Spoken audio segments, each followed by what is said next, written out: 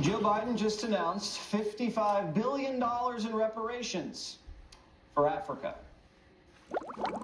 The stolen men and women and children were brought to our shores in chains, subjected to unimaginable cruelty. My nation's original sin was that period.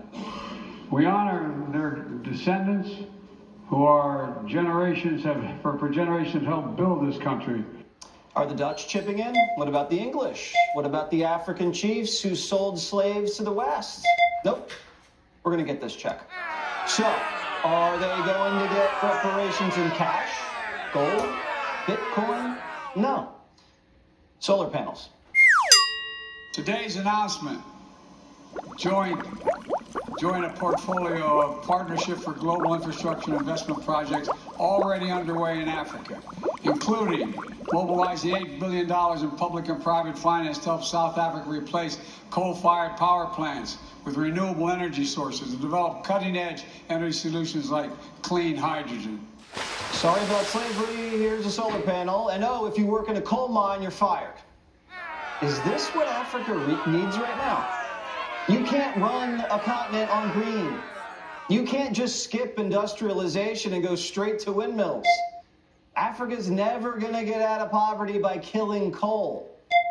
Let's get the African economy spinning first before we start installing electric car charging stations along the Nile. Renewables are just a side dish. Fossil fuels, the main course. And I'm open to listening to people who feel black people are owed something from a country that enslaves their ancestors. But these green reparations are going to keep Africa in poverty. And what about slavery reparations in America? Because those are coming. Newsom in California wants to hand out $500 billion in reparations. $250,000 to any black person whose ancestors faced housing discrimination. That is a fortune. But a lot of California residents say that's not enough. So Newsom's reparations task force asked for advice from the community. What more can we do for you? And here's what they heard. At the end of the day, any amount is too little and every amount is never enough. Your job is to hear us. We want transparency. First thing I said yesterday was the dead people in front of us. I respect for my neighborhood, the dead homies. They will be respected to get reparations as well, to pass out to the people. I think the reparations should be as follows. Is to be gifted to us with gold and silver bullion to, as I said before, my antebellum slaves and ancestors and their heirs. It should be measured in the amount of 1 troy ounce of gold and silver for each antebellum slave and their descendants according to the conditions of the mother for 16 generations. That equals 1,724 metric tons of gold and silver bullion. So we're asking that you give us reparations because America is number one on God's list to be destroyed. So if you don't accommodate us and you don't assist us, just watch what our God is going to do to America. America's benefiting from slavery and from what our ancestors did that we never got paid for. And I hope that you guys sue every other country that has benefited from slavery. $200,000 is nothing for what my family has contributed to this country.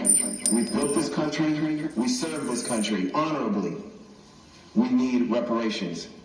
So reparations for my dead brothers and sisters, reparations in gold bars, and if you don't pay up, God is going to strike you down. This is going to be a fun debate. This reparations package is going to make COVID relief look teensy. And do you think there's going to be a little fraud? I mean, this is the same state that brought you the $2 million public toilet, the $400 million suicide net, and who gives you $1,200 a month for being trans, which they pay on the honor system. But it's not just California. Plans for reparations are sprouting up across the country. Boston, Illinois, St. Louis, dozens of cities and states. In Providence, they carved out $10 million in their budget for reparations, but their qualifications are so loose that even white people are eligible, as long as they make under $50,000 a year. The bottom line is, when you're giving out free money, there's never enough. And anybody who doesn't get cash is going to say, well, what about me? Did the Japanese get anything? FDR put them in internment camps. What about Native Americans? The Trail of Tears has to cost something. Women were disenfranchised for decades. Shouldn't they get back pay?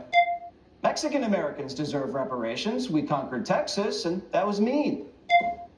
If you had to bet, do you think slavery reparations is going to be good or bad for race relations? And is Ancestry.com now like the new Obamacare website? And if you thought lawyers were destroying America, which I do, wait until the lawyers get involved. Do we give the government our DNA now? Or do we just pull out the old family tree from the attic? Dust it off. Primetime's warning you, this is only the beginning. Horace Cooper is an author and co-chair of Project 21, and he joins me now. This is moving on pretty quickly. There was an announcement, $250,000 a person, and now that's not enough, Horace. Where do you think this thing goes from here? Well, first thing, let me just say, I really appreciate how you're going to give a focus to this, because more of the media needs to give a focus to this. This is racially divisive. It is destructive. Now, if you want to know where slavery is happening in the world today, go to the African continent. Instead of a raised effort to end slavery on the planet, the Biden administration is trying to push the climate change scam. Now, when you talk about California in particular, well, how come when you look at the California state constitution, it explicitly banned slavery? And even when some ne'er-do-wells, wicked people, brought slaves, kept slaves in California, every time any one of those men and women went to court, the California state courts emancipated them and directed the prosecutions of the people that had been breaking the Constitution of California. There is absolutely no end to where this goes, but I'm afraid it's going to bring us to Jim Crow 1.0. Do you remember the one-drop rule? The one-drop rule, way back in the 1890s, presumed you were black if you just had one drop of blood. Are we now going to be handing checks out? Oh, it's a 2-drop rule. It's a 10-drop rule. The drop rule is evil. We shouldn't get into the business of having government check your DNA and decide what race you are. We at Project 21 have been an advocate of banning the race block on identification because it's irrelevant.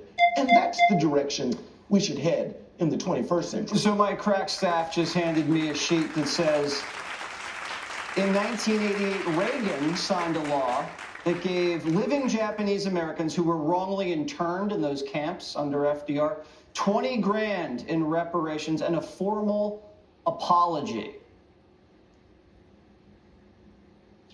I have a question. When Japan attacked America, did we insist that they pay America for the damage that they did? What about the Nazis? Did we insist that the Germans pay us for the damage that they did when they tried their imperialist efforts? Here's what we have tried to do. As time has proceeded, we have forgiven and we have tried to improve. We are great friends with the Japanese. We are great friends with the Germans. Why can't we in America, after having fought a civil war where more American lives were lost than any other war we have ever been in, why isn't that a sufficient acknowledgement of the error, the evil of slavery?